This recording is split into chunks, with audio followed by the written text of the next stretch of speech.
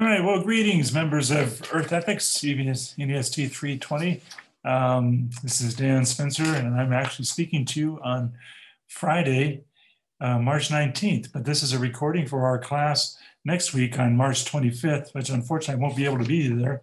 The reading for that is from Trayer's book, chapter 20 on air and water, a healthy environment, and I'm going to follow much of the topics on that. And use a PowerPoint and then a collage of some different videos. I think the information in the chapter is fairly straightforward, but he goes over a lot of different examples of things, and there are some excellent short video clips that illustrate many of the things he's talking about. So that's my goal for this recording, is to walk you through some of that with some connecting points on that. I'm going to do that by sharing a PowerPoint. And then I'll be going back and forth between the PowerPoints and the videos, and that requires me to do a fair amount of stopping and pausing and recording and things on that. So I hope that will work out, and we'll see how this goes here. Air and water are a healthy environment, obviously very, very important things here. You can see just a couple Montana connections below. Coal strip is one of the largest coal burning power plants in the country, and that's in eastern Montana and a vital part of the economy there, but in a big transition with two of the four generators or smokestack smelters shutting down, and an uncertain future about that, but also a very large source of greenhouse gas emissions and mercury emissions that have been problematic. And on the right is the Clark Fork River as it goes through Missoula, Montana, which is in the beneficiary of an upstream Superfund project that starts in Butte and Anaconda and continues all the way to Milltown, and is cleaning up the Clark Fork River to levels we haven't seen for a while there, but a very important part of what we're looking at here. So I wanted to start with a couple claims that Trayer makes in his chapter here. And he starts with one I think that is obvious to all of us. The integrity of ecosystems depends on air quality and both the quality and quantity of water. And then he makes this further claim: access to air and water is a fundamental human right. So he's framing this discussion within the discussion of rights theory, following international law on rights. But we'll see he also is going to draw on other dimensions, particularly consequentialist thinking in terms of the kinds of consequences we have on this here. So the question that he asks then for this particular chapter is, what duties and responsibilities does this imply for governments, if any? Now, obviously, this may imply duties and responsibilities for individuals, for communities. Each of us have a say in both how we consume and then we pollute air and water. But he's going to be focusing primarily on governmental responses here. And so I'm going to focus that in our discussion here. And the way I want to do that is to simply walk through some of the key elements there. We're going to start with focusing on air, and the Clean Air Act is an important act of Congress that we're going to take a look at here that monitors much of this through the Environmental Protection Agency, the EPA. And I just want to list here the purposes of the Clean Air Act. These are some selections from the Clean Air Act here, but they give you some sense about it here. First is to protect and enhance the quality of the nation's air resources so as to promote the public health and welfare and productive capacity of its population. Second, to initiate and accelerate a national research and development program to achieve the prevention and control of air pollution. And third, to provide technical and financial assistance to state and local governments in connection with the development and execution of their air pollution prevention and control programs. And this is done primarily through, number 4, and to encourage and assist the development and operation of regional air pollution prevention and control programs. This is done primarily by working on pollution prevention. A primary goal of the Clean Air Act is to encourage or otherwise promote reasonable federal, state, and local government actions consistent with the provisions of this action for pollution prevention. We'll come back to that at the very end of the presentation when we talk about Trayer's recommendations and ethical presumptions for this here. Now, the way that the Clean Air Act is administered is through the environmental, whoops, I think I inadvertently did the stop share here, so let's start that back up again, is through the Environmental Protection Agency, the EPA. And this is an agency that's about 50 years old now. We'll take a look at it again a little bit more. We've talked about it already here. But the Environmental Protection Agency is part of the executive branch of federal government and is set up largely to administer the legislation passed about environmental protection here. The EPA rules act under the Clean Air Act. The EPA sets limits on certain control or certain air pollutants, including setting limits on how much can be in the air anywhere in the United States. This helps to ensure basic health and environmental protection from air pollution for all Americans. The Clean Air Act also gives EPA the authority to limit emissions of air pollutants coming from sources like chemical plants, utilities, and steel mills. Individual states or tribes may have stronger air pollution laws, but they may not have weaker pollution limits than those set by the EPA. The EPA must approve state, tribal, and local agency plans for reducing air pollution. If a plan does not meet the necessary requirements, the EPA can issue sanctions against the state and, if necessary, take over enforcing the Clean Air Act in that area. So the EPA largely gives the authority to the states to work out plans within their own jurisdictions, recognizing that a state like Montana, for example, is going to be very different than a state like California. But these are all overseen by the EPA and must be approved by them here. And notice also, it doesn't restrict states from having a stronger authority than what the federal legislation does. And so you'll see that in states like California, which actually have stronger air pollution laws. And this becomes important because those states oftentimes set models for other states to follow, but then eventually get incorporated into federal legislation. But it can also be quite controversial. And some states have passed legislation that forbids them to have anything larger than or stronger than the federal legislation on one there because of concern for burdens on business and consumers if these regulations become too strong. So I want to start here first by looking at the origins and functions of the Clean Air Act. We're going to spend the first part of the presentation looking at clean air, and the second part looking at clean water. And so let me pause here for just a moment and get the video loaded for this. So I'm going to share here a video put together by a group called Law Shelf that looks at quite a bit of government regulations on things here. And this is about a 10-minute video here. Give us a sense about the Clean Air Act.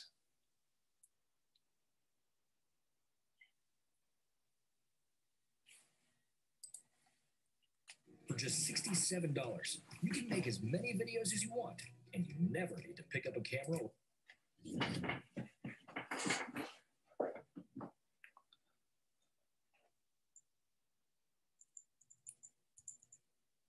In late October 1948, a heavy cloud of smog and airborne particles settled over a valley in Donora, Pennsylvania. The valley was heavily polluted by industrial mills, punctuated with billowing smokestacks and reeking with an eye-watering stench. The thick, poisonous cloud caused at least 20 deaths in the 5 days it lingered stagnantly over the small town. Just 4 years later, a similar event in London took thousands of lives and caused innumerable illnesses.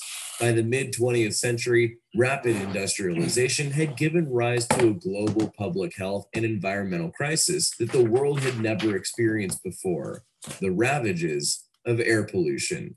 In 1963, Congress passed the Clean Air Act, the first federal law that regulated whether and how certain pollutants may be released into the atmosphere.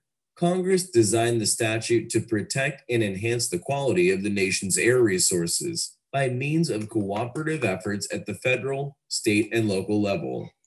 The original statute was conservative. It merely provided federal funds for air pollution research and created a federal public health program.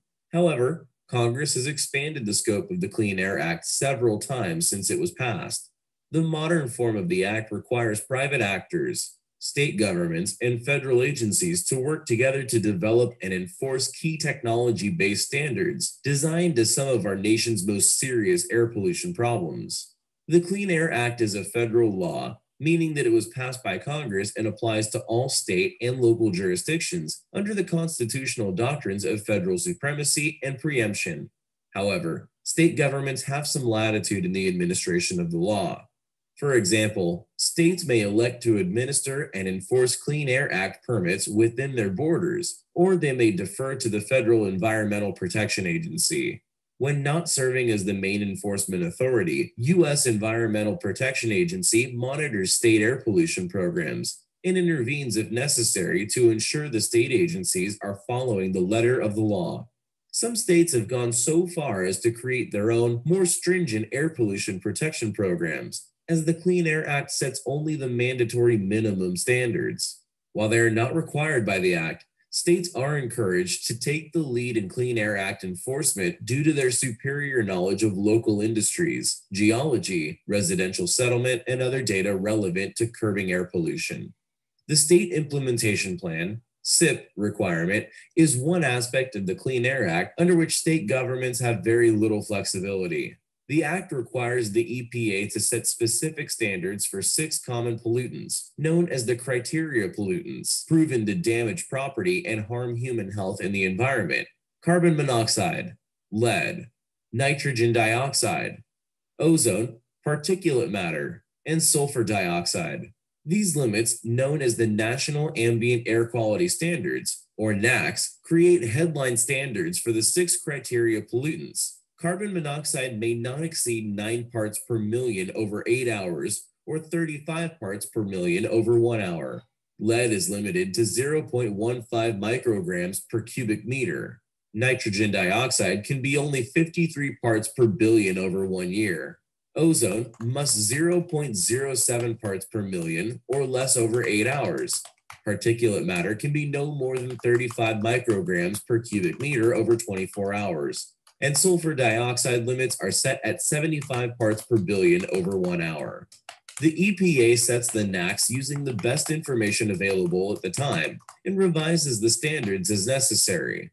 Once the NAAQS are in place, the Clean Air Act requires each state to develop a state implementation plan, which is a set of policies that the state is designed to meet the EPA's standards. SIP requirements are very stringent and must include plans to curb emissions of the 6 criteria pollutants both within the state's own borders and in neighboring downwind states. Regardless of type or source, anyone emitting air pollutants regulated by the Clean Air Act must apply for and receive a permit. Standards for award of a permit vary based upon the type of pollutant and the type of source emitting the pollutant. In order to receive a permit under the Act, new stationary sources of air pollution, such as factories, chemical refineries, and power plants in regions of low air quality, are held to the most stringent standard. To secure a permit, these polluters must demonstrate that they emit at the lowest achievable emissions rate, LAER, meaning that the facility can demonstrate that the pollution created by the new building will be completely offset by pollution reductions in other facilities in the area.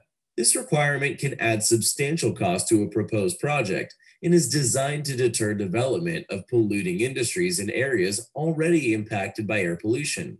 For new or substantially modified sources of air pollution in areas with good air quality, facility owners must use the best available control technology, BACT, for the criteria pollutants. The EPA determines which technologies qualify as BACT based upon the control technology's cost and effectiveness. Once the EPA has identified a certain technology as meeting the BACT standard, it becomes mandatory for all new sources of air pollution in areas of acceptable air quality. Any existing stationary source of air pollution is required to use reasonably available control technology, RACT, to limit their air pollutant emissions, which is the minimum pollution control standard under the Clean Air Act. The Clean Air Act regulates many contaminants beyond the 6 criteria pollutants under the NAAQS program. In a major amendment to the Act, Congress required the EPA to begin regulating hazardous or toxic air pollutants known to cause serious health effects, such as cancer, reproductive impacts, or birth defects. Congress took a very strong position with the new national emission standards of hazardous air pollutants. Rather than waiting for the Environmental Protection Agency to come up with a list of toxic air pollutants, Congress identified 190 separate hazardous air toxins and required the EPA to set standards for these pollutants, appropriate for the protection of public health and welfare. Any facility that emits a listed hazardous air pollutant must secure a permit and install equipment that the EPA has identified as the Maximum Achievable Control Technology, MACT. The MACT standard requires all emitters of air toxins to achieve the standard created by the cleanest facility in their industry. In other words, the MACT benchmark shifts as emissions control technologies continue to develop, but all similar facilities are held to the standard of their highest achieving competitor. Congress has also directed the EPA to issue standards for mobile sources, which includes any on-road and off-road vehicle, motorized lawn and garden equipment, locomotive, motorboat, or aircraft, as well as the fuels these items use to operate. The EPA enforces its mobile source standards through mandatory testing and certification of new technologies. Manufacturers of mobile sources have strong incentives to perform well in this initial testing and avoid additional government oversight. However, the Act mandates harsh penalties for polluters who do not meet its requirements. Knowing an intentional violation of a Clean Air Act permit or state implementation plan is a federal crime, carrying with it a penalty of hefty fines and up to 2 years in prison. Violations of the Clean Air Act that do not rise to the criminal standard are subject to civil penalties of $37,500 per violation per day. Further, in a deviation from typical law enforcement policies, the Act enables private citizens to bring civil actions on their own initiative against alleged violators of the Clean Air Act. You need the food bunker. You have a busy life and are in need of something more convenient for storing food leftovers and Okay, so that's a bit on the Clean Air Act, probably more than you wanted to know, but it's a really good background to have here. And one of the things that Traer discusses is efforts to create so-called clean coal through tax credits here. So I wanted to just do a couple different videos here that explore some of the different dimensions of how we do that. And so I'm going to pause the recording here for just a moment, and we'll pull that up.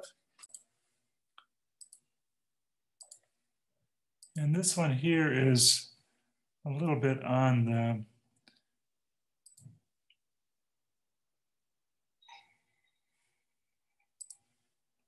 Stream 85 plus live channels with no hidden fees. YouTube TV, try it free.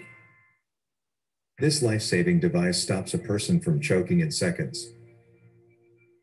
Do you know?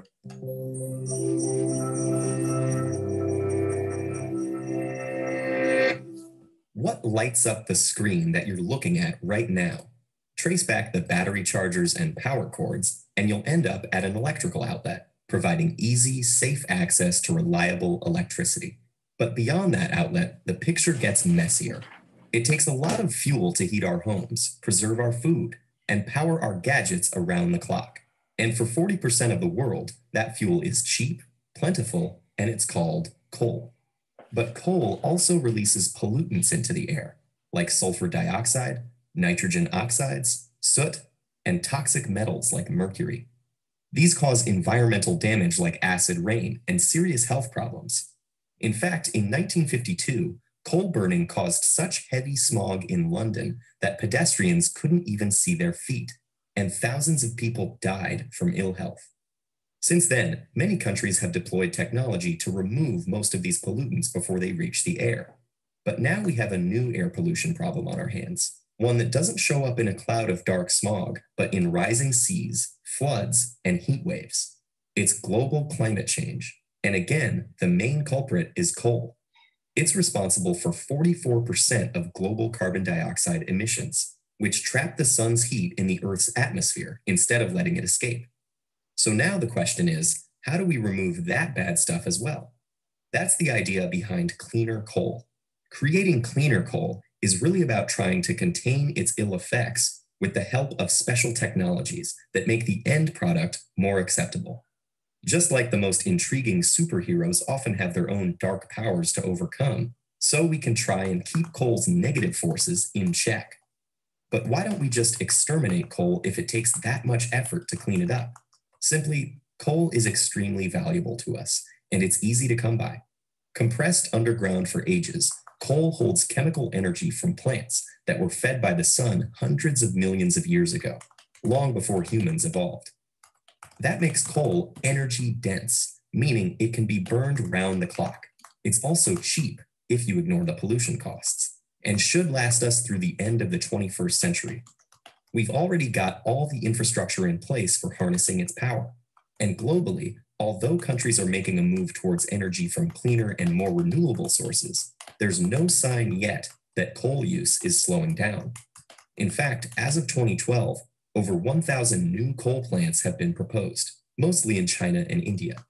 Since, for the time being, coal is here to stay, experts say that if we want to reduce its emissions impact on the atmosphere and slow down climate change, we'll have to think of creative ways of reducing coal's destructive power. To do that, we need to strip it of its foul forces, all that toxic carbon dioxide that causes havoc in the atmosphere. Then we need to store this CO2 somewhere else. This mission is called Carbon Capture and Sequestration, or CCS. And as if carbon dioxide were some evil genie we didn't want to escape, once it has been separated from coal, we've devised ways to banish it underground. We can do this by injecting it deep into the earth or by placing it deep under the ocean's surface. Stripping away coal's negative elements can happen in three ways. First, and most commonly, as coal burns, the exhaust gas can be mixed with a compound called monoethanolamine. Like a forceful power-stripping magnet, this compound bonds to the CO2, yanking it out of the gas stream so it can be stored separately underground. Another method is to relieve coal of its CO2 before it even has a chance to be released as exhaust. In this process, steam and oxygen swoop in to the rescue to convert coal into a special product called syngas, made up of carbon monoxide and hydrogen and some CO2. Zap that with some water vapor, and the carbon monoxide gets converted into carbon dioxide, which can be isolated. The leftover hydrogen gas is then used as energy to generate electricity, so there's an added bonus. A third technique exposes coal to pure oxygen instead of burning it in air. This creates exhaust gas with higher concentrations of carbon dioxide, which makes it easy to isolate and to banish to the chasms below. All this can reduce emissions at a power plant by up to 90%. But as with any superhero struggling with their destructive powers, it takes a lot of effort to switch over from the dark side. So these positive pollution-busting forces, although they're available, have barely been used in commercial power plants because they cost a lot. But ultimately, the bigger problem is that in most parts of the world, it's still too easy and much cheaper to keep emitting carbon dioxide. And that makes it tempting to completely ignore coal's dark side. In this case, the most powerful force for good is regulation, the rules that can restrict the amount of carbon dioxide emitted from power plants and make energy companies around the world wary of what they put into the air. Until then, every time you turn on a screen or flick a light switch, coal is lurking in the background, carrying its dark powers with it wherever it goes.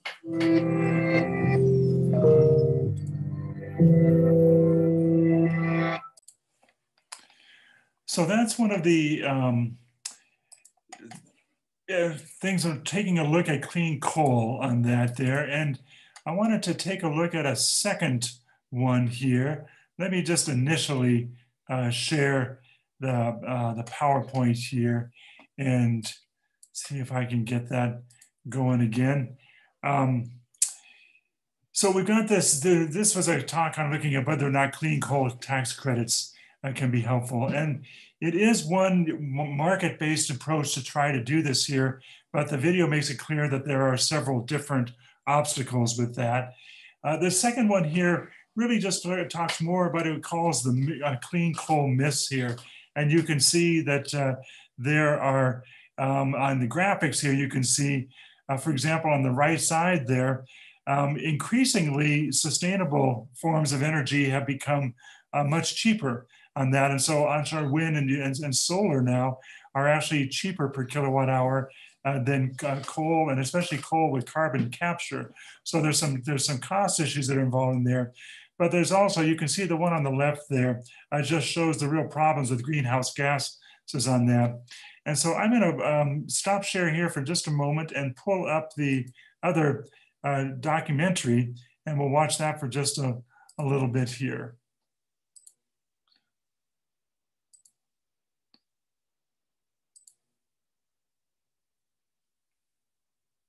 I used to be a coal miner, but now I'm a full-grown coal adult.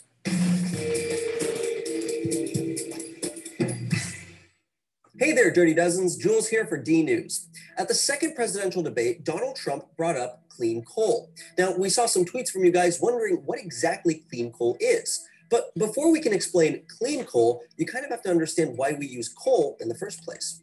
Coal is incredibly important. It's cheap, one of the cheapest sources of energy available. It's amazingly efficient for making electricity, and it's one of the most abundant energy sources in the world, even more so than oil. But it does have one huge drawback. It's so dirty that people regularly die from its pollution. When coal is burned, it releases chemicals like sulfur dioxide, nitrogen oxides, a little mercury, and carbon dioxide, not to mention a bunch of various particulates. These leak into the air and water and result in smog, soot, acid rain, global warming, and toxic air emissions. Those can cause asthma, lung cancer, various heart diseases, and other health problems. Not good. So in an effort to placate people worried about dying just to get a little electricity, the coal industry heavily invested in clean coal. But clean coal is still coal. It's not a different kind of coal, it's just handled differently in the process of turning it into energy. The term clean coal is actually shorthand for clean coal technologies, which are designed to lessen the number of pollutants released in the production of energy. One such method is called carbon capture and storage, which is exactly what it sounds like. Carbon dioxide is separated from the air before it leaves a power plant or other production plant using a process called absorption or carbon scrubbing. This is where chemicals called amines are used to bind to the carbon dioxide and pull it out of the air. This gas is then piped underground or sequestered so that it can't leak into the atmosphere. It can even be used to help depleted oil fields coax their last bits of oil to the surface. We have a whole video about CO2 scrubbing if you want to know more. Another popular method to end the infamous acid rain scares of the 70s and 80s was to wash all the sulfur out of the coal before it made its way into the plant.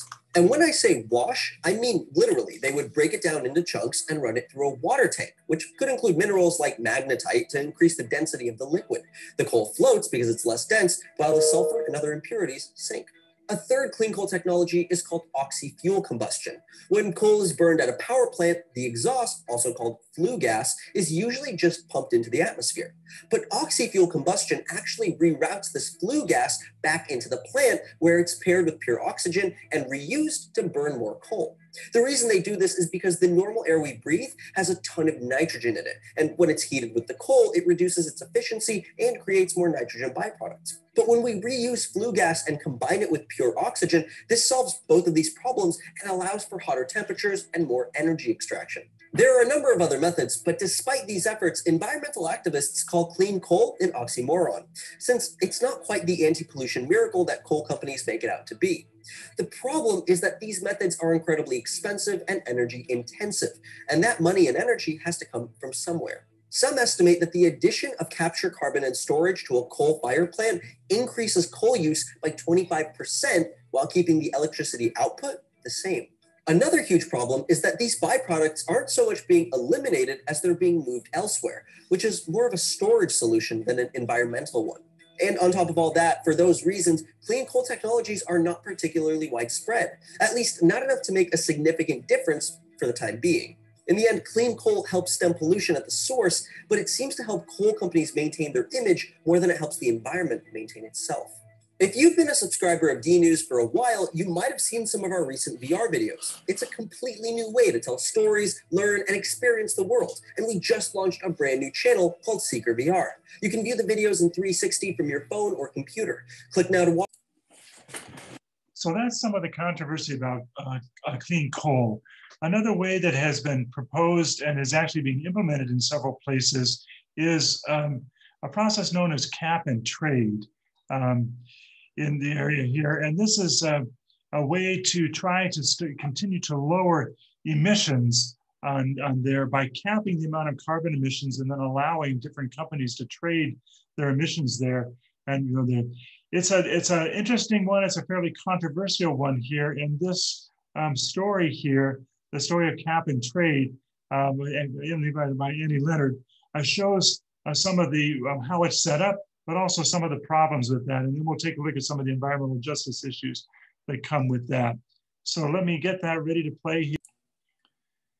And we'll get this underway.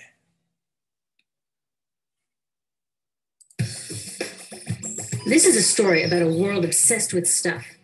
It's a story about a system in crisis. We're trashing the planet, we're trashing each other, and we're not even having fun. The good thing is that when we start to understand the system, we start to see lots of places to step in and turn these problems into solutions.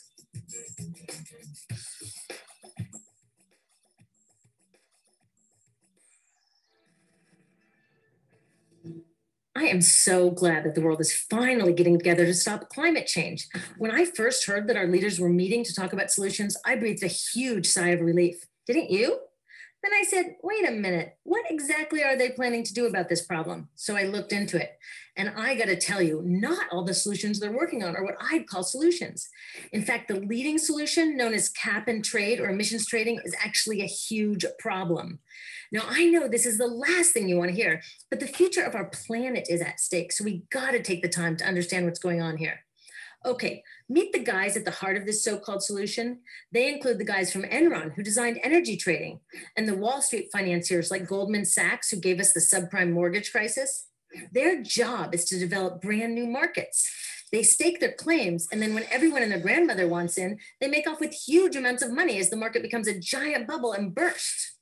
Well, their latest bubble just burst, and now they have a new idea for a market, trading carbon pollution. They're about to develop a new $3 trillion bubble. But when this one bursts, it won't just take down our stock portfolios, it could take down everything. So how does cap and trade work? Well, pretty much all serious scientists agree that we need to reduce the amount of carbon in the atmosphere to 350 parts per million if we want to avoid climate disaster. In the US, that means reducing our emissions by 80%, maybe even more by 2050. 80%. Now, the problem is that most of our global economy runs on burning fossil fuels, which releases carbon. The factories that make all our stuff, the ships and trucks that carry it around the world, our cars and buildings and appliances and just about everything. So how are we going to reduce carbon 80% and not go back to living like Little House on the Prairie? Well, these cap and trade guys are saying that a new carbon stock market is the best way to get it done. The first step would be getting governments around the world to agree on a yearly limit on carbon emissions. That's the cap. I think that part is great. So how do they want to ensure that carbon emissions stay under the cap? Well, governments would distribute a certain amount of permits to pollute. Every year, there would be fewer and fewer permits as we follow the cap to our goal. Innovative companies will get on board, building clean alternatives and getting more efficient. As permits get scarcer, they would also become more valuable. So naturally, companies who have extra will want to sell them to companies who need them. That's where the trading comes in. The logic is that as long as we stay under the cap, it doesn't matter who pollutes and who innovates. We'll meet our climate deadline, avoiding catastrophe. And oh yeah, these guys take their fee as they broker this multi-trillion-dollar carbon market. Save the planet, get rich, what's not to like? Some of my friends who really care about our future support cap and trade. A lot of environmental groups that I respect do too. They know it's not a perfect solution and they don't love the idea of turning our planet's future over to these guys, but they think it's an important first step and that it's better than nothing. I'm not so sure. And I'm not the only one. A growing movement of scientists, students, farmers, and forward-thinking business people are all saying, wait a minute. In fact, even the economists who invented the cap and trade system to deal with simpler problems like fertilizer pollution and sulfur dioxide, they say cap and trade will never work for climate change. Here's why I think they're right. When it comes to any kind of financial scam, like subprime mortgages or Bernie Madoff's pyramid scheme, the devil is always in the details. And there are a lot of devils in the details of the cap and trade proposals on the table. Devil number one is known as free permits, which is why some people call this system cap and giveaway. In this scheme, industrial polluters will get the vast majority of these valuable permits for free. Free! The more they've been polluting, the more they get. It's like we're thanking them for creating this problem in the first place. In Europe, they tried a cap and giveaway system. The price of permits bounced around like crazy. Energy costs jumped for consumers. And guess what? Carbon emissions actually went up. The only part that did work was that the polluters made billions of dollars in extra profits. MIT economists say the same thing would likely happen here in the US. Those billions come from our pockets. A real solution would put that money to work stopping climate change. Instead of just giving permits away to polluters, we could sell them and use the money to build a clean energy economy, or give citizens a dividend to help pay for higher fuel prices while we transition to that clean energy economy, or share it with those most harmed by climate change. Some people call this paying our ecological debt. Since we in the richest countries released the most carbon for centuries and lived a pretty comfy lifestyle in the process, don't we have a responsibility to help those most harmed? It's like we had a big party, didn't invite our neighbors, and then stuck them with the cleanup bill. It's just not cool. Did you know that in the next century, because of the changing climate, whole island nations could end up underwater?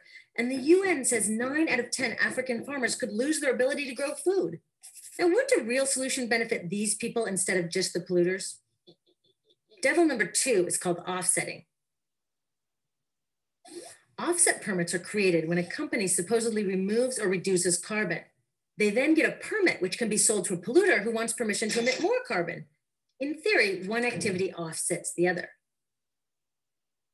The danger with offsets is it's very hard to guarantee that real carbon is being removed to create the permit, yet these permits are worth real money. This creates a very dangerous incentive to create false offsets, to cheat. Now, in some cases, cheating isn't the end of the world.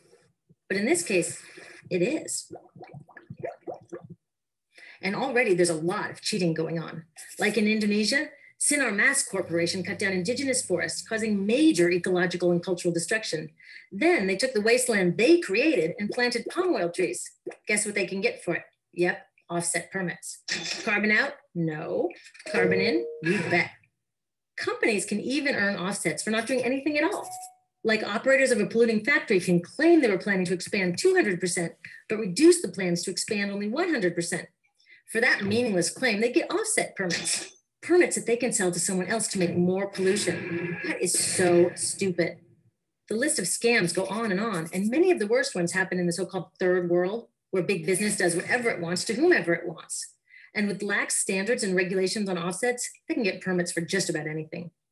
Devils 1 and 2, cap and giveaway and offsetting, make the system unfair and ineffective. But the last devil, which I call distraction, makes it downright dangerous. You see, there are real solutions out there, but cap and trade with its loopholes and promises of riches have made many people forget all about them. We're not even close to a global agreement on a carbon cap to begin with. And duh, that is the whole point of cap and trade. But instead of hammering out a fair and strong deal, we're putting the cart before the horse and rushing off to trade schemes and offsets. With all the bogus offset projects, huge giveaways to polluters, and the failure to address the injustices of climate change, do you think the third world will get on board with the global cap? I doubt it. If a cap and trade proposal is stopping us from actually capping carbon, it's a dangerous distraction. We don't need to let these guys design the solution. We, us, our governments, we can make laws and do it ourselves.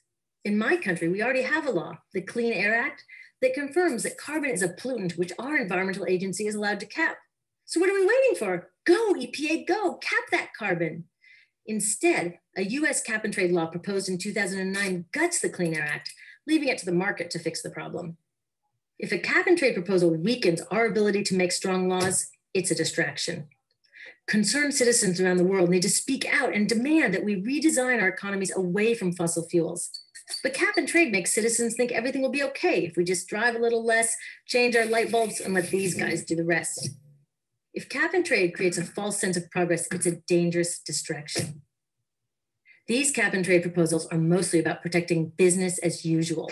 Right now, the US subsidizes fossil fuels at more than twice the rate of renewables. What? We shouldn't be subsidizing fossil fuels at all. These guys don't seem to realize that the simplest way to keep carbon out of the atmosphere is to leave it safely in the ground. US Congressman Rick Boucher, a well-known friend of the coal industry, voted for cap and trade. He said it strengthens the case for utilities to continue to use coal. No law that encourages coal use can stop climate change, period. Solid caps, strong laws, citizen action, and carbon fees to pay off ecological debt and create a clean energy economy. That's how we can save our future. The next time someone tells you that cap and trade is the best we're going to get, don't believe them. Better yet, talk to them. They probably want a future safe from climate change too. Maybe they've just forgotten that you can only compromise to a point before a solution isn't really a solution. Look, I know we'd love to sacrifice nothing, save the planet and get rich doing it, but get real. This is the biggest crisis humanity has ever faced. We can't solve it with the mindset, their mindset that got us into this mess. We need something new. It won't be easy, but it's time we dream bigger. It's time to design a climate solution that will really work.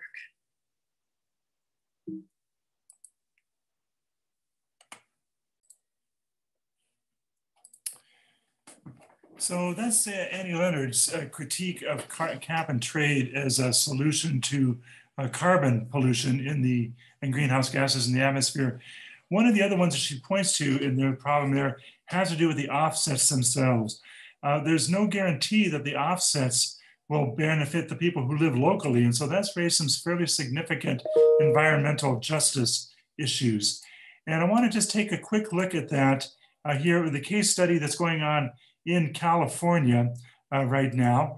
California has actually instituted a cap and trade issue there. But the problem is that so much of the pollution that's produced locally is offset by carbon offsets that are not in the local area there. And so it means that communities that live near the polluting sources, which typically tend to be Black and brown communities, poor communities of color, bear the burden of the pollution, but don't bear the benefit from the offset. And so let me just we'll watch just a short video on this. Let me pause this here until I can get that up and running. And this will just show us a little bit about how this is happening in California and why issues of cap and trade are complex in the details.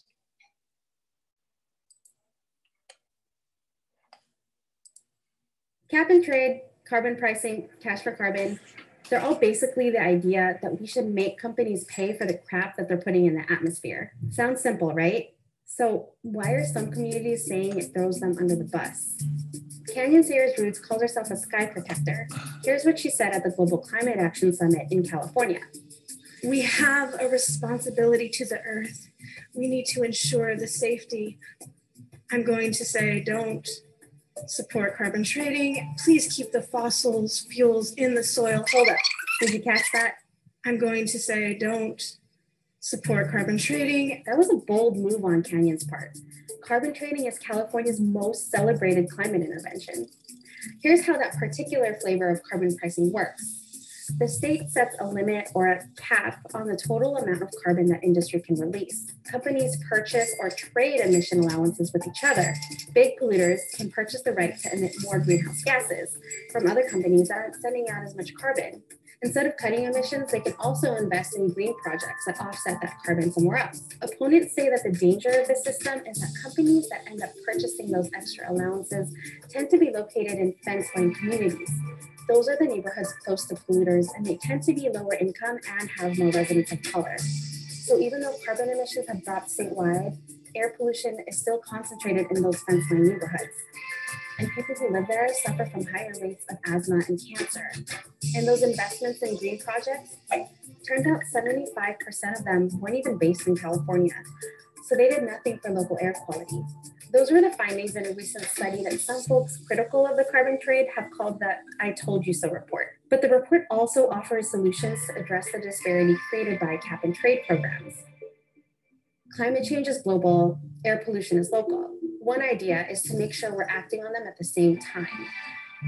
Green projects paid for by polluters could be located in the same communities, making sure fence-line neighborhoods see the benefits. Those researchers say we're giving out too many carbon credits. Lowering that cap could cut pollution even faster.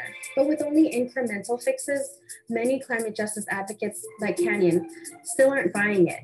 We need to take action on climate change in a big way, and also in a way that doesn't screw people over. If you want to learn more about carbon pricing, we write about it a lot on Grist, so check us out. Also, full disclosure, that report that we're talking about, our board member, Rachel Morello-Frosch, is one of the authors. In this video. So that gives you some sense about some of the issues around cap and trade. here. And I just wanted to point out the, as we look at this issue there, there's a very good article here by GRIST organization, The Biggest Fight Over Cap and Trade Isn't What You Think, that looks at the environmental justice issue. So if you're interested in that, check that link out here. If cap and trade is problematic, then what are the other alternatives? And one of them that comes up and is oftentimes talked about is actually putting a tax on carbon itself. And many economists favor this as probably the best way to orient that. And so let me see if I can just quickly pull up another short video that will get to show the pros and cons of these two different approaches here. Between carbon tax and cap and trade on that here. So show the share screen up here. And we're going to discuss the difference between a cap and trade policy and a carbon tax. So both of these policies are intended to address a negative externality, a situation where you have, for a firm, the marginal private cost to the firm is lower than the marginal social cost of the carbon that it's producing. So there's a negative externality. The firm is producing so much pollution, but it's not internalizing all of the social costs of people like me and you. So the firm should be producing where the marginal benefit is equal to the marginal social cost. So this would be our efficient level of carbon emissions. However, the firm is overproducing. It is producing at a higher level because it's not internalizing the external cost of carbon emissions. So the cap and trade and carbon tax are both intended to reduce the amount of carbon and get it to the socially efficient level.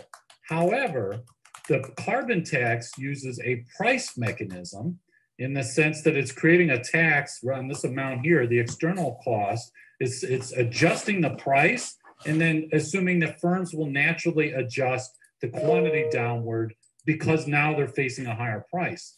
Whereas cap and trade, you're not setting the price. What you're actually doing is you're setting the quantity and saying, okay, we're just going to set the socially efficient quantity and cap it at this QE. And then the price will naturally adjust. So the carbon tax is a price mechanism that leads to the efficient quantity, whereas the cap and trade is a quantity mechanism that ends up yielding the efficient price. But in each case, we're trying to get to the socially efficient level of carbon emissions. But there are some pros and cons to cap and trade, and I just want to discuss the pros and cons to cap and trade and to the carbon tax. So a cap and trade, the nice thing is you can set the quantity based on science. So you could say, hey, look, scientists have told us that 200 million tons of carbon is the efficient level, or whatever the efficient level is. I have no idea, but you'd set that and say, okay, we're setting that in advance. With the carbon tax, you set the price and you hope that it will go to this efficient level, but it might not, right? You might have set the price incorrectly and firms end up producing more than what you thought in terms of carbon emissions. But with the cap and trade, the advantage is you get to set that quantity and you could do it based on science. Now, as things change over time, so the cost of abatement, that's the cost of cleaning up and reducing carbon emissions, that cost of abatement may change over time. It may become cheaper and cheaper to do that. And so you can adjust the amount of permits that you give out to firms for polluting, right? So if you say, okay, look, we allow this firm to do 50,000 tons of carbon, but now it's become cheaper, so now we'll only allow them to do 25,000 this year. So as the cost of abatement changes, you can adjust the amount of permits that you give out. And the nice thing too is that it creates these permits that you're giving out, these marketable permits for pollution. They create a unit of exchange that can go beyond just your country. Ultimately, it could be harmonized internationally, where these credits could be traded on an international basis and so forth. And so we could think about a world in which we have that with the cap and trade. Also, if you allocate the credits based on an auction, like if you say, okay, look, here's the amount of, or we're going to auction off the credits, we're not just going to give them out, then you can actually raise money, you can raise revenue.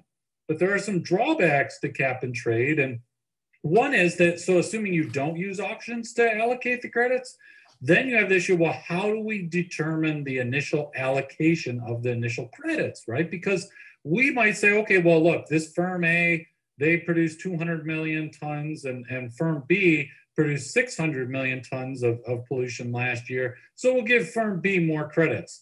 But is that fair? What if the firm B, they basically are producing a lot more pollution because they haven't invested in clean technology? And maybe firm A, they're producing less carbon because they've been investing in clean technology. So if you give more permits to firm B and say, well, they need the permits more, you're really rewarding bad behavior, right? So then there's the issue of, well, okay, well, politicians are getting involved, they're allocating the credits, and now you've got issues of maybe they're pressured to give certain credits to firms that back them and so forth. Also, you have to set up a market, right? With cap and trade, we're setting up a market where people can buy and sell, or firms can buy and sell credits. And so now you've got to regulate the market, and there could be issues with the market. The market could be manipulated and so forth. Also, one major drawback to cap and trade is that it can't be used for all types of pollution and stuff. So like if you think about somebody's car, right? So let's say you own a car and your vehicle, it's easier just to say, okay, look, we're just going to have a rigid rule for emission standards for your car. We're not going to set up some cap and trade market where you and your next door neighbor are buying and selling credits from one another about how much emissions it'd just be too difficult. There's just too many people with too many vehicles, and in terms of heating your home, things like that, it's harder to think about setting up a cap and trade system for that. Now, the carbon tax is easier to administer in the sense that you don't have to set up a market, right? So you don't have to create a market and say, okay, here's this market we're going to set up and people can buy and sell. You just implement a tax. And now, of course, it's not easy to get a tax passed with legislation and stuff, and there'll be arguments over what the tax rate should be and so forth, but it's easier to administer than setting up an entire market. And also, it's going to avoid the volatility of having a market, and firms will particularly like that. But also, a nice thing about the carbon tax, it can generate a lot of revenue, right? Billions of dollars in revenue can be generated that can instead be used on different programs and stuff. So, right, not only by doing this price mechanism of a carbon tax are you getting the socially efficient quantity of carbon emissions, but you're getting that money raised that you could instead then use on other programs, right? You could invest it in R&D for new types of technologies and so forth for reducing emissions in the future. You could do it on early childhood education. You get this money beyond just getting, hopefully, the socially efficient quantity of carbon produced. Now, some drawbacks to the carbon tax, and the major one is that it doesn't actually cap the emissions level. Remember, we said in theory, by using this as a price mechanism, by adjusting the price and forcing firms to internalize the external cost of carbon emissions, it will adjust to the efficient quantity. However, there's no guarantee, right? If you didn't set the tax to the right level, or any number of things could happen, and you end up with more emissions, more carbon emissions than what is socially efficient. And so the cap and trade has a nice thing of you just say, look, I'm just going to set it at 20 million tons or whatever the amount is, and then it's not going to exceed that cap. But with a carbon tax, you're using this price mechanism, and ideally, theoretically, you can get to that socially efficient quantity, but there's no guarantee. And then also, you're not going to, even though it's easier to administer the tax than it is to set up an entire market for cap and trade and stuff, there's still the issue of legislative battles, of people fighting over what the tax rate should be, who should be exempt, and so forth. So really, the important thing to remember is that both the carbon tax and cap and trade are both trying to bring about the socially efficient quantity of emissions in theory, and they can both do that. But the question of which one is better might depend on the particular context, right? For sulfur dioxide, for example, they actually have set up basically a cap and trade, and it's worked pretty well. But in some other cases, you might say, look, it'd be too difficult to administer cap and trade. We should set up a carbon tax. So the ease of administration can dictate which system would be better, because ultimately they're equivalent in terms of what they're trying to achieve. For just $67, you can make as many videos as you want, and you never need to. Okay, well, I just had a 2-hour break for other meetings that I had to do here. So let me pick this up again here, and I hope there's some sense of continuity. We've been talking a lot about air issues there in the air, and now I want to shift towards water and talk a little bit more about that. So let me just pull this up here real quick here, and we'll move forward on that. The one thing I did want to say just about the cap and trade versus carbon tax here, the video clip that you just watched showed some of the pros and cons on that. One thing is, I think most economists favor the carbon tax as the most efficient way to do this, as opposed to cap and trade. Cap and trade has turned out to have lots of problems, which you can see in the Annie Leonard video there. It's worked fairly well for more simple things such as sulfur dioxide capping, but has turned it out to be much more difficult to make work with carbon. Not to say that it can't, and context is important there, but carbon tax seems to be a more efficient way to go and a good possibility. But let's shift ahead towards water here. Again, like the Clean Air Act, it's the Clean Water Act that governs government regulation of water here. And I have a short video that I want to show on that here. And then we'll look through a few specific things that come up in the Trayer chapter on that as well here. So let me pause this for just a moment. And let's see if I can pull this little video up here on the share screen here. This is the Clean Water Act.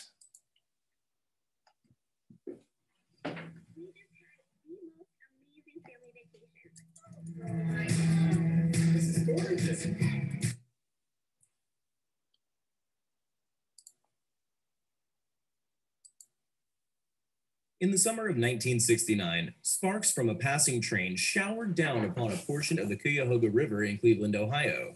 Rather than dissipating into the water as expected, the sparks ignited pollutants floating on the surface and set the river on fire, and not for the first time. This portion of the Cuyahoga River was heavily populated by industrial facilities that dumped waste directly into the water. The river caught fire so often that locals barely even took notice any longer. They simply put out the blaze and carried on as if nothing out of the ordinary had happened at all. The burning of the Cuyahoga River was not the only environmental disaster caused by unregulated dumping into our nation's waters, but the publicity of the event finally drew the public eye to the issue. Federal lawmakers took action by passing the Federal Water Pollution Control Act amendments of 1972, now commonly known as the Clean Water Act. Today, the Clean Water Act protects the quality of America's waters through direct regulation of water pollutants and their points of origin. The Clean Water Act prevents direct discharges of pollutants into the waters of the United States through a program known as the National Pollutant Discharge Elimination System, NPDES. The program has very strict requirements, but it only applies to certain types of water pollution. The program regulates only point sources of pollution, which means that pollutants must be carried to the water body by an individual and direct conveyance, such as a pipe or storm drain. Pollution aggregated over a large space, such as agricultural runoff, is not regulated by the Clean Water Act. Furthermore, the pollutant being discharged through the point source must reach navigable waters, meaning that the polluted water body must directly connect to larger rivers, lakes, and oceans used for shipping and commerce. Groundwater and water bodies unconnected to our nation's larger surface waters, such as backyard ponds or drainable ditches, are protected by other statutes and not subject to Clean Water Act jurisdiction. Congress limited NPDES jurisdiction by defining the types of polluters and affected waters covered by the program. However, the law allows substantial latitude with respect to the nature or type of regulated pollutants. No matter how harmless they may be, all substances discharged into America's surface waters by means of point sources are covered under the NPDES program. Those subject to NPDES regulations must apply for and receive a permit that authorizes the discharge of water pollution under very strict standards and in specifically limited amounts. Failure to comply with the terms of an NPDES permit or any other Clean Water Act requirement can give rise to civil or criminal liability. Any violation of the Clean Water Act, such as by discharging water pollution without a permit or by exceeding pollution levels authorized by an existing permit, gives rise to a potential penalty of up to $32,500 per violation per day. Knowing or intentional violation of the Clean Water Act is a crime, carrying with it a possible sentence of 15 years in federal prison. Like many environmental programs, the Environmental Protection Agency was initially charged with the enforcement of the NPDES program and other Clean Water Act requirements, but state governments may opt to administer and enforce NPDES requirements within their borders. The Clean Water Act also allows private citizens affected by point source water pollution to sue polluters directly to enforce the law in an action known as a citizen suit. Citizen suits have played a critical role in the enforcement of the Clean Water Act and have greatly bolstered public participation and interest in the administration of the law. All NPDES permit holders must utilize best available control technology, as determined by the EPA, to limit water pollution discharges. Beyond this baseline requirement, individual NPDES permits are tailored to integrate local water quality concerns. They do so by requiring polluters to adhere to mandatory water quality standards developed by state and federal agencies. These agencies assess how an affected water body is used by the public, and then they design water quality criteria that will ensure the site is suitable for this intended use. After all, a water body used for swimming and fishing should be held to more stringent health and safety standards than a waterway used only for commercial shipping.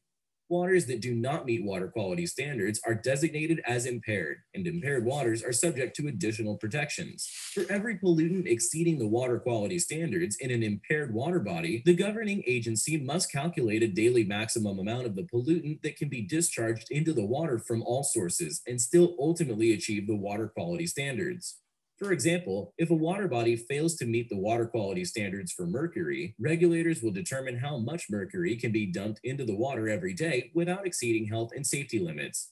This total maximum daily load is integrated into each NPDES permit issued in the area, ensuring that the impaired waters in the region achieve the water quality necessary for all designated uses. The focus of the NPDES program is the protection of surface waters connected to navigable bodies of water, but the Clean Water Act also protects other components of our water system. For example, anyone seeking to dredge or fill any part of a wetland must first secure a permit for the activity from the U.S. Army Corps of Engineers.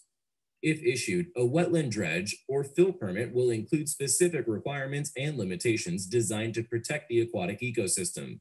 The Clean Water Act also regulates the operation of stormwater and sanitary sewer systems, as well as wastewater treatment plants. Groundwater protection, though a critical component of America's overall water pollution prevention system, is not included in the Clean Water Act, but rather is addressed in other statutes. The Clean Water Act is the keystone of America's water pollution control system. Just a generation ago, the Cuyahoga River was so polluted that it regularly caught fire, and no aquatic life could survive in its toxic waters. After decades of careful planning and regulation, the river is now healthy enough to be used for swimming and fishing. All in all, the Clean Water Act is an important component in a suite of laws designed to protect our nation's waters and aquatic ecosystems. Through cooperation between federal, state, and private citizens, the Clean Water Act has effected real progress in protecting human health and the environment from the impacts of water pollution. If you're trying to lose. So that's an overview of the Clean Water Act, and there's obviously several different dimensions of water here that we can look at. I want to focus on three different things that Trayer talks about in this chapter here. And let me pull up the PowerPoint here to get a look at this here. The first aspect I want to look at here is the issue of aquifer depletion. Aquifers are a really critical part of the water resources there, but they are essentially being mined. They're essentially being drained at an unsustainable rate here. And a critical one, the largest one in North America, is the Ogallala aquifer that underlies several of the Midwestern states here. And so want to watch a little video that shows how they're trying to work with farmers in terms of addressing the depletion of this really critical resource. Then we'll look at one of the cases that Trayer talks about in terms of Orange County, trying to correct a circular water cycle there in waste treatment of water on that, before finally looking at the problem of plastics in water on that area here. So let me see if I can pause this for a moment here, and I will actually just pull up the other video here, and we should be able to get this started here.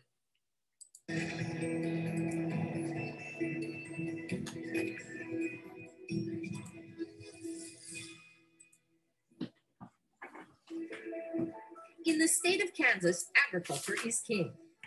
Along with high yields of corn and soybeans, Kansas is the top wheat producing state in the U.S., with yields of more than 382 million bushels in 2012, according to the USDA. The secret to this land's bounty is not just the soil that covers it, but also something below ground that no one can see: the Ogallala Aquifer, the largest freshwater aquifer in North America. For decades, we've had incredible production of agricultural crops on top of this, and largely that's because of the incredible water resources that have been available to it. The Ogallala Aquifer, also known as the High Plains Aquifer, is a groundwater storage reservoir that stretches 174,000 square miles underneath parts of 8 states, from South Dakota to Texas. This well here is 303 foot deep. Stan Townsend, a 6th-generation farmer from Weston, Kansas, grows corn, wheat, pinto beans, and peas on his land. Like many farmers, Townsend depends on the aquifer to irrigate his crops, especially during times of extreme drought. This country is about weather, and right now it's sure not in our favor. Today's irrigation technology is able to pump out water that has been in the aquifer for hundreds of thousands of years in just a matter of minutes, a rate which far outpaces how fast nature can replenish it, threatening the overall sustainability of the aquifer and agriculture. This well over on the southwest was right at a 2,000 gallon minute well, and now we're getting around about 600. According to the Kansas Geological Survey, groundwater levels in the aquifer have dropped an average of 14 feet since 1996, about a foot a year. Aquifer drop rates suddenly doubled, an average of 2 feet a year between the start of 2011 and the end of 2012 alone. Since about 2011, there's been a significant drought, and this is really across most of the High Plains aquifer, but this area, as well as others, you're now in a period of extreme to exceptional drought. Dave Heineman, a hydrologist at Michigan State University, is leading a team of scientists funded by the National Science Foundation that is studying the aquifer. The team is analyzing data from as far back as the 1800s on changes in climate, irrigation technology, and water policy to build models that could forecast what the future holds for the aquifer and for farming. When we feed the climate into these models, we're able to predict what happens with the water levels. And as long as we have pumping data, we really get a great understanding of the system. One of the reasons why the aquifer replenishes or recharges so slowly is due to the water cycle itself. When precipitation in the form of rain or snow hits the ground, some of it runs off. Some evaporates back into the air from the ground, or is transpiration from plants. What doesn't run off or evaporate slowly seeps down through the soil and its layers by gravity in a process called percolation. In western Kansas, it can take 1 year to recharge the aquifer by less than an inch. There's not enough recharge out here, not enough precipitation. During the drought of 2012, Mitchell Ballman, a 4th-generation farmer outside of Hoxie, Kansas, was able to maintain his crop yields only by pumping more water out of the aquifer. So in 2012, we were drastically impacted. I mean, it affected our crops, definitely affected the aquifer. We depend heavily on the Ogallala, which is what we're pumping up for our pivot irrigation. Now, in an effort to extend the life of the aquifer, Ballman and other farmers have started a grassroots effort to cut back pumping by 20% over the next 5 years. I think we're averaging probably 2.1 foot a year is what we're dropping. That's why we're looking ahead to the future to try to promote saving, being proactive instead of reactive. But sustaining the Ogallala aquifer and Kansas agriculture must also include more scientific research. Hyman's team is working with local and state government officials, water policy experts, and farmers to develop a long-term model for aquifer water use based on more precise measurements of precipitation, percolation, and natural recharge, better monitoring of agricultural pumping, and forecasts of changes in climate and population. To do anything about sort of forecasting what happens in the future, we have to work with both the farmers and the policymakers, because as we do these scenarios of the future, we have to have a pretty good idea that the scenarios we're running are feasible. We've got to start someplace. We've got to get this thing moving. It's still important. Improving water policy and reducing water usage are not only key to sustaining the Ogallala aquifer, but also to maintaining a way of life in western Kansas and across the entire High Plains region.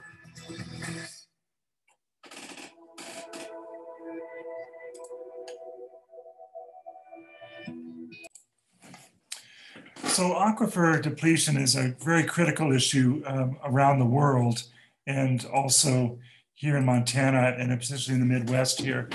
But one of the other areas that Trejo treats in his chapter that I think is critical to be thinking about here is wastewater treatment here. We need to understand water as a renewable resource, not something we can simply mine and get rid of here. And Trejo lifts up the Orange County Water District as an example of an urban area that is taking seriously creating a circular system for wastewater that actually ends up recharging the aquifer after it's treated again here. You can see a profile, a map of it here. Orange County cities like Huntington Beach, Santa Ana, and Anaheim, and the three different layers of the aquifer there, but the work that they're trying to do to recharge it here. And so I'm going to just show a little video that the Orange County Water District treatment has put out that illustrates what they are trying to do with their treatment plant on that.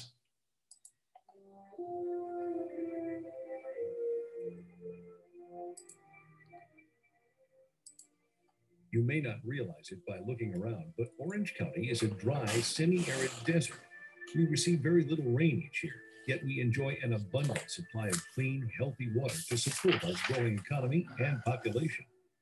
Providing this reliable, high-quality supply of water at the lowest reasonable cost and in an environmentally responsible manner is the mission of the Orange County Water District. Orange County Water District, Orange County's groundwater authority. As a worldwide leader in groundwater management, the Orange County Water District plays a valuable role, ensuring that a reliable, safe water supply is available from the very large groundwater basin that lies under North and Central Orange County. This groundwater basin provides 60 to 75% of the water needs for the 2.3 million Orange County residents through their local water retailers.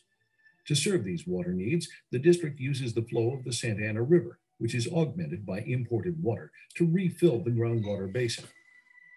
The day-to-day flows of the river water, which would otherwise be lost to the ocean, provide North Central Orange County with $60 to $75 million worth of low-cost water each year. OCWD passes these savings on to its customers. The Water District's sophisticated system of pipes, pumps, and natural recharge lakes puts vast amounts of water into the groundwater basin for later use by 20 cities and retail water agency customers. This highly reliable and efficient system includes 2 inflatable rubber dams and 12 percolation basins. Through the process of percolation, these lakes allow the river water to filter naturally through the sandy and coarse-grained soil and into the deep aquifers in the groundwater basin. The Orange County Water District's groundwater basin is one of the largest storage reservoirs in Southern California, which helps mitigate against recurring droughts. In addition to its high quality, this valuable groundwater is about half the cost of water imported from Northern California and the Colorado River. The percolation basins need maintenance to remove the silt that clogs and prevents percolation through the lakes. OCWD invented a swimming pool cleaner for lakes to remove the clogging layer and improve percolation.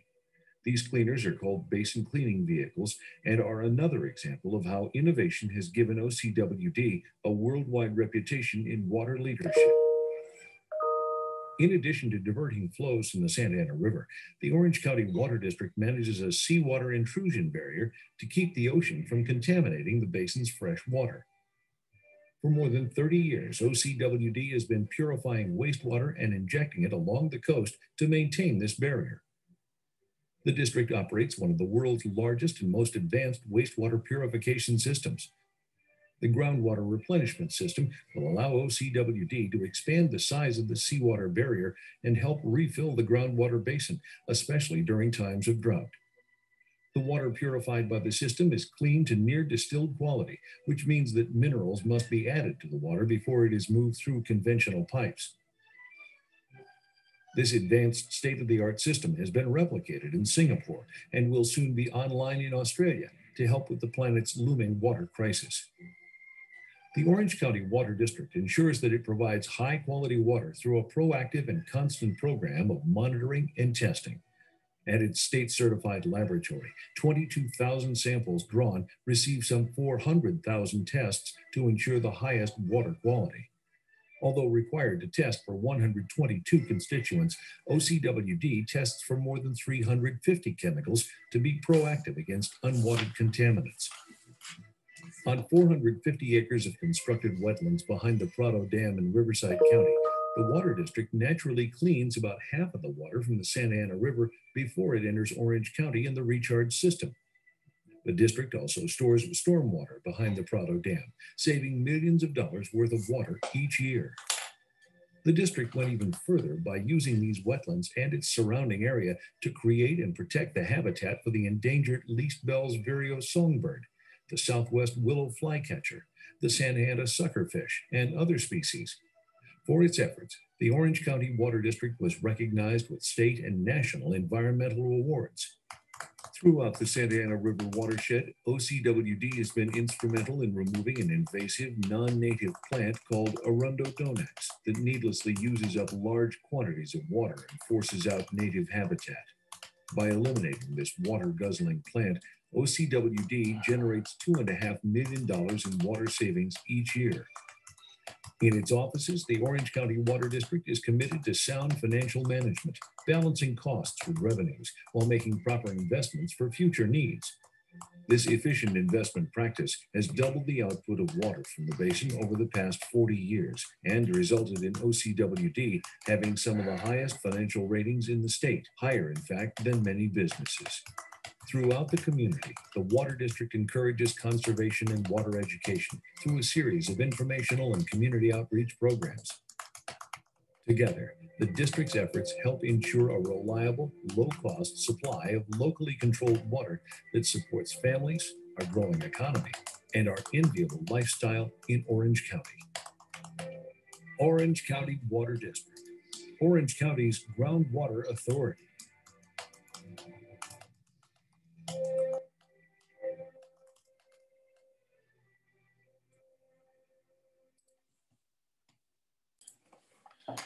Okay, so that's an interesting example of at least a municipal area that's doing proactive, progressive wastewater treatment, and gives hope, I think, for thinking about our urban districts and what can be done to treat water and actually recharge our aquifers with it here. I'd like at this point now to shift to the last point I want to make on the water issue, and this has to do with the problem of plastics. This is something that many of you are already very familiar with here, but I wanted to take a look at Annie Leonard again, who did this one on the cap and trade, has an interesting short video on the story of bottled water and some of the problems. And then we'll take a look at ocean pollution on that before finishing up for today on that. So let me pull this up here and see if we can get this started.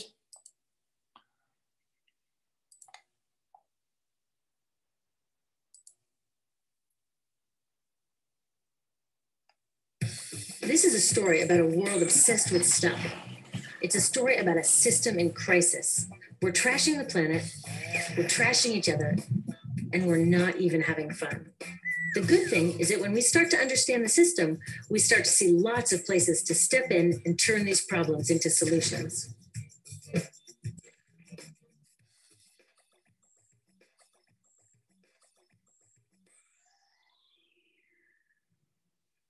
One of the problems with trying to use less stuff is that sometimes we feel like we really need it. What if you live in a city like, say, Cleveland, and you want a glass of water? Are you going to take your chances and get it from the city tap? Or should you reach for a bottle of water that comes from the pristine rainforest of Fiji? Well, Fiji brand water thought the answer to this question was obvious, so they built a whole ad campaign around it. It turned out to be one of the dumbest moves in advertising history. You see, the city of Cleveland didn't like being the butt of Fiji's jokes, so they did some tests, and guess what? These tests showed a glass of Fiji water is lower quality, it loses taste tests against Cleveland Tap, and costs thousands of times more. This story is typical of what happens when you test bottled water against tap water. Is it cleaner? Sometimes, sometimes not. In many ways, bottled water is less regulated than tap. Is it tastier? In taste tests across the country, people consistently choose tap over bottled water. These bottled water companies say they're just meeting consumer demand.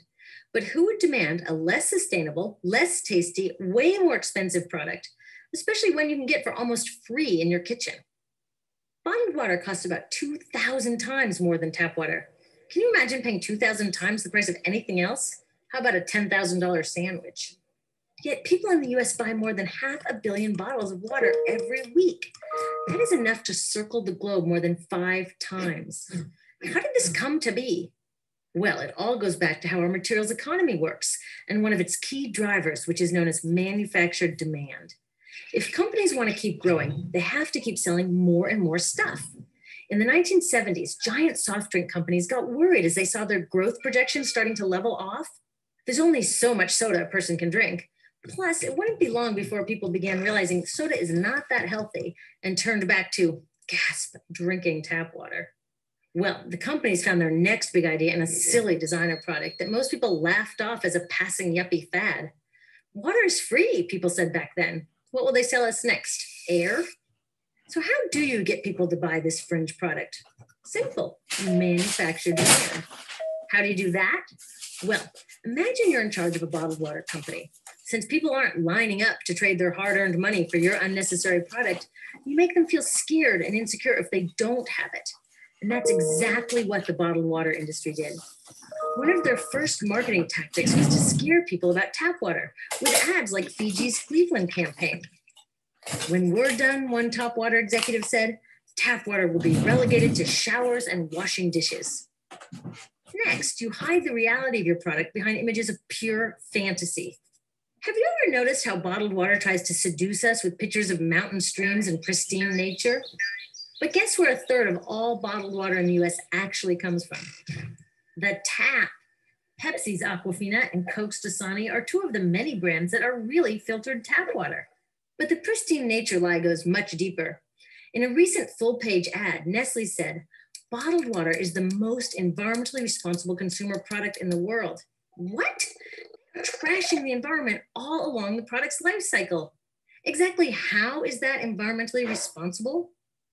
The problems start here with extraction and production, where oil is used to make water bottles.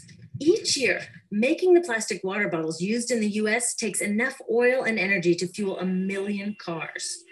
All that energy spent to make the bottle, even more to ship it around the planet, and then we drink it in about 2 minutes? That brings us to the big problem at the other end of the life cycle, disposal. What happens to all these bottles when we're done?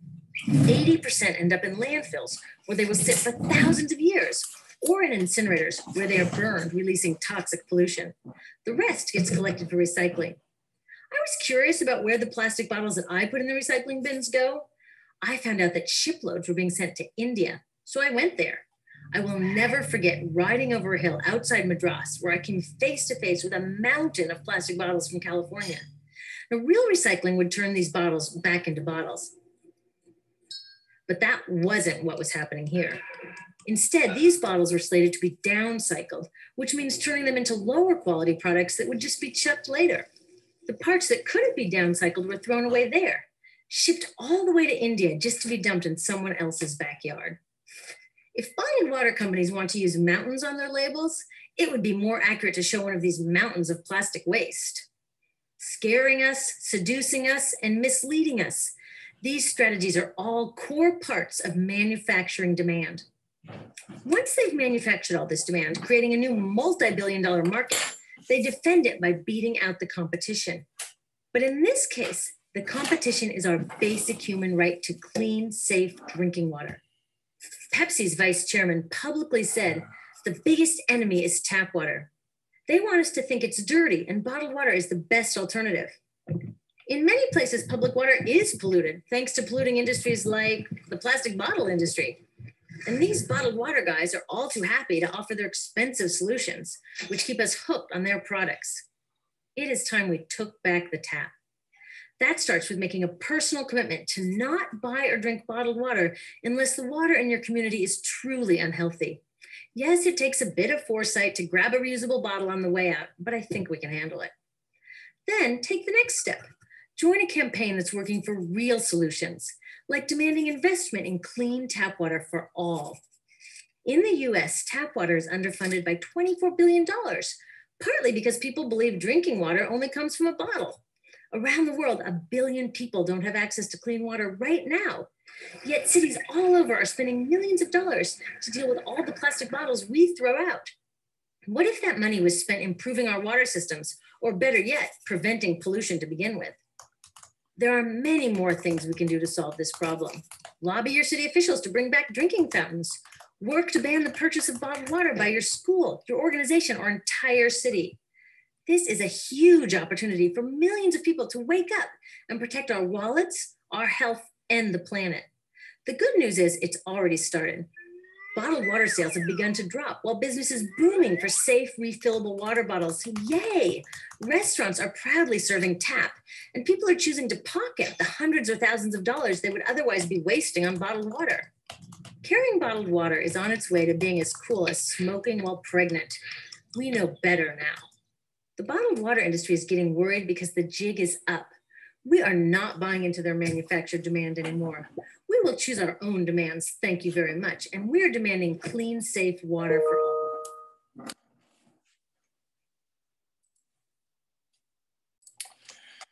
So the last thing I want to take a look at here, and just briefly, because you've been bearing with me on a very long program here, but one of the big problem with plastics is what is getting in the ocean there, and then breaking down the microplastics and into the food chain here.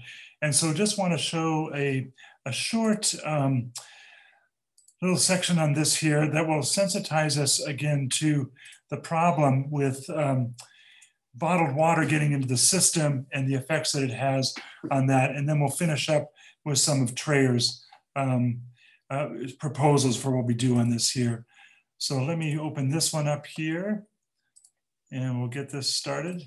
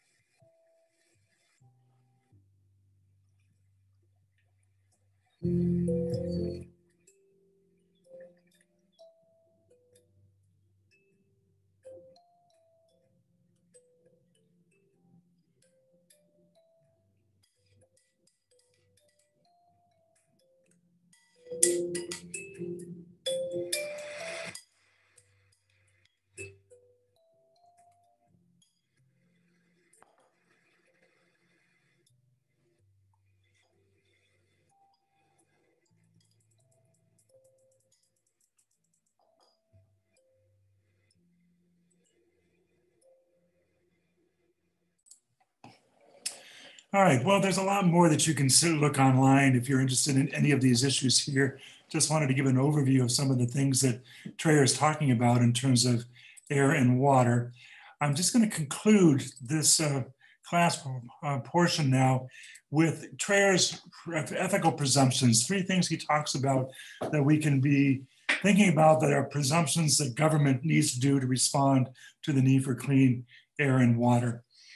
His first presumption is simply prevention is best. Preventing air and water pollution requires emphasizing point source intervention. And we saw that in both the Clean Air Act and the Clean Water Act there. Strategies that tax actions that are bad for the environment and provide incentives for actions that are good will likely have the best results. This is, for example, one of the pieces of logic behind the carbon tax is producing carbon is bad for the atmosphere there. And so if you tax carbon producing activities, that creates an incentive to reduce that production of carbon so that you're reducing the taxes on it there, or provide incentives for actions that will sequester carbon and help in that area there.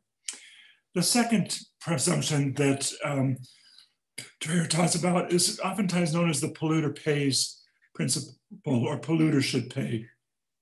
And he says applying this presumption to every industry ensures competition among companies to reduce their quote pollution tax by reducing their pollution, and allows businesses to pass on to consumers in the price of each product the costs or savings of minimizing pollution and cleaning up the environment. The polluter pays principle is again another way of talking about internalizing the environmental costs of production industry that too oftentimes get externalized. So ways that things get externalized is polluted air is just simply put in a smokestack and sent to the atmosphere. Toxic waters are simply dumped into streams here. We don't pay attention to the amount of carbon that is actually being produced in the production there. None of those actual things which society ends up paying for are reflected in the price of the goods that you have. One example here is why would it be cheaper to buy apples that are grown in New Zealand than apples that are grown in the Bitterroot Valley? And yet it is. But those apples are coming from New Zealand have to produce a lot of carbon to get from New Zealand to our grocery stores in Montana. And that carbon goes in the atmosphere, and we all pay the price for that in terms of climate change. But that cost is not internalized into the price of those New Zealand apples. And that's true for many different forms of our products we buy. So whenever an activity produces pollution, whether it's carbon or toxic air or toxic water, those costs should be internalized. So we're paying a true cost for the product, or the savings are being passed along to the consumers for that. And finally, Treyer's ethical presumption number 3, better safe than sorry. This is really reflected on the precautionary principle. It says this version of the precautionary principle would largely replace the permissible pollution approach, which puts the burden of proof on governments to show that chemicals are unsafe. We should support laws that make all producers liable for the safety of their products. Also, we should support the laws and taxes necessary to ensure that our treatment systems use the best available technology for purifying drinking water and recharging our aquifers. In the chapter, Treyer contrasts the European approach on the precautionary principle when it comes to chemicals with the US approach. In the European approach, the burden is on producers of chemicals to demonstrate that they are safe and can be released safely there, following the precautionary principle. In the United States system, most chemicals are assumed to be benign until the government or somebody else proves that they're problematic. And so the producers can put them out in their production there without any concern until the point that they're proved to be unsafe. And by that time, there's so many toxins who have oftentimes been released in there. So this is an overview of chapter 10 on the vision for clean air and water for the planet today and future generations. I like the photo on the lower left there. I grew up near Los Angeles. Los Angeles population has nearly tripled since the time I grew up there, but its air quality is much, much better today than it was in the smoggy skies that I grew up in. So we can do that in terms of cleaning things up. And clean water should be a human right for all people to share on the planet here. So we need to do our best to keep water from being turned into a commodity for profit and make it accessible in clean forms, not only for humans, for all of life that needs it. So that's the end of our presentation for today. I'll look forward to seeing you next Tuesday when we'll continue with Earth ethics. Thanks for listening in here.